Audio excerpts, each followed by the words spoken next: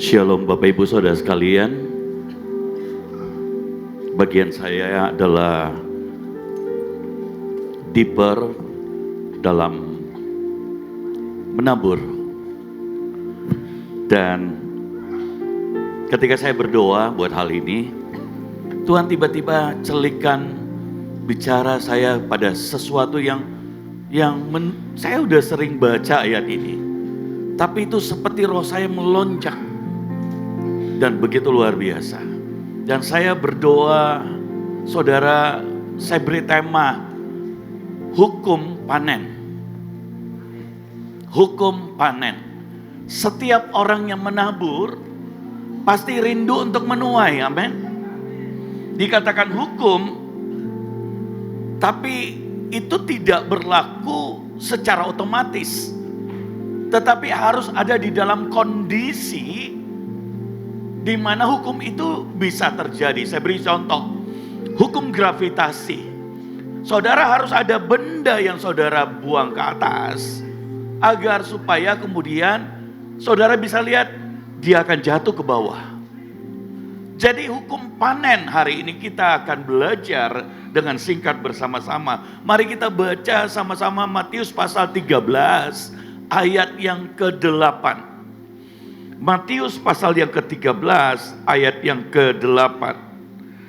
Firman Tuhan berkata, dan sebagian jatuh di tanah yang baik, lalu berbuah, ada yang 100 kali lipat, ada yang 60 kali lipat, ada yang 30 kali lipat.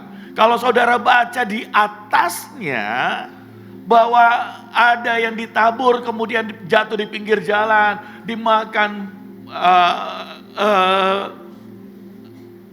burung gagak. Ada yang ditabur di tanah berbatu-batu, dia tumbuh sebentar kemudian terhimpit, tidak bisa berbuah. Ada yang ditabur kemudian di tanah yang berduri, dia tumbuh tapi terhimpit dan tidak bisa menghasilkan.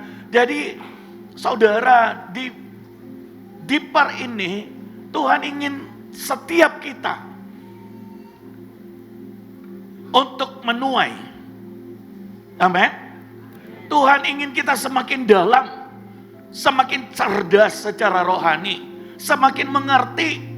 Kadang-kadang kita berkata ketika kita baca ini, wah itu kita berpikir bahwa kita diiming-iming seperti orang yang main judi. Kalau kau menabur dapat 100 kali lipat, 60 kali lipat, 30 kali lipat. Tidak, saudara. Ini janji Tuhan, ini kerinduan Tuhan. Dan hari ini kita mau belajar hukum ini secara sedikit lebih dalam, saudara. Bahwa mari kita belajar bahwa ketika kita menanam, menabur, saudara harus di dalam kondisi yang tepat. Ada dua hal yang harus diperhatikan. Yang pertama dikatakan yaitu bahwa saudara harus menanam di tanah yang baik, tanah yang subur. Maksudnya bagaimana, Pak? Saya ingin cerita dari pengalaman saya sebagai hamba Tuhan dan juga sebagai pengusaha. Saya sebelum saya jadi hamba Tuhan, saya sering menabur kepada orang-orang di luar negeri. Saya tidak sebutkan negaranya atau gerejanya. Tapi kok saya nggak lihat tumbuh. Kemudian waktu saya berdoa, tiba-tiba saya diperlihatkan tentang kondisi tanah yang keras. Saudara, pelayanan, pekerjaan Tuhan, saudara harus melihat kondisi tanahnya itu subur atau tidak. Di ujungnya itu untuk Tuhan atau tidak. Kalau saudara tadi dengar kesaksian dari Ibu Iin, saya bangga dengan saudara-saudara yang di Batra. Ketika menabur tidak perlu dipasang namanya, atau kalau tidak disebut namanya bakal marah. Saudara, artinya saudara yang menabur adalah saudara menabur di dalam tanah kondisi yang tepat. Amin. Dan saudara tahu bahwa ujungnya dipakai semuanya untuk kemuliaan nama Tuhan. Itu kondisi tanah yang baik, tanah yang subur. Amin. Saudara nangkap hal ini? Seberapa yang nangkap? Boleh angkat tangannya. Jadi Tuhan gak mau kita itu asal nabur. Yang penting nabur, mana yang tergerak. Wah, ini orang suka puji-puji saya nabur. Oh, ini suka nyenengin saya nabur. Oke, oh yang ini apa? Saya nabur. Tidak begitu saudara. Nanti saudara komplain, bukankah saya sudah nabur banyak hal? Kok saya gak nerima? Saya pernah hadir di sebuah tempat, saya jangan sebut kotanya. Ada 10 orang nabur miliaran saudara. Disebut namanya satu-satu. Hari itu saya dengan Pak Agung, saya dampingi Pak Agung khotbah di sana. Dan ini setelah berapa tahun, tiba-tiba Tuhan ingatkan saya. Ini kesaksian karena ada 1-2 orang yang masuk ke dalam gereja dan kondisinya lagi bangkrut. Saya shock. Wah, dia nabur miliaran loh. Dan kemudian saya doa tanya Tuhan. Dan orang itu yang berkata, Pak, 10-10-nya bangkrut semua. Dan dia tanya ke saya, kenapa bisa Pak bangkrut?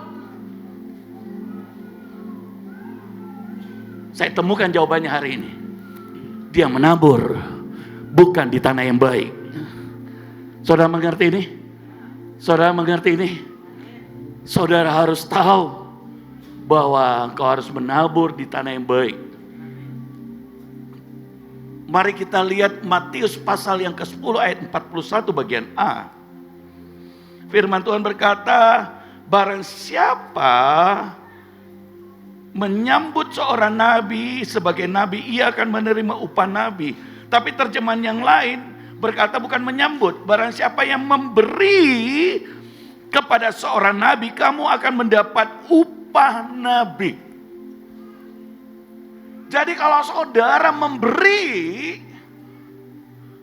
kepada nabi, kepada hamba Tuhan dengan tepat, saudara pasti akan mendapatkan.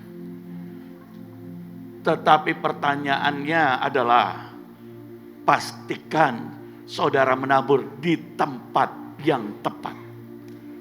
Amin, saudara. Amin, saudara. Nah, saya berdoa. Kami tadi di Cream Room, Ibu Iin saksikan, ada yang menabur begini, ada yang menabur tanpa menyebut nama. Dan saya itu dalam hati saya lihat, saya bilang, Tuhan, aku pengen juga. Karena pengen pekerjaan Tuhan lebih besar. Tapi kemudian Tuhan lihat, beritahu saya, nah kamu lihat, hati ibu itu tanah yang subur.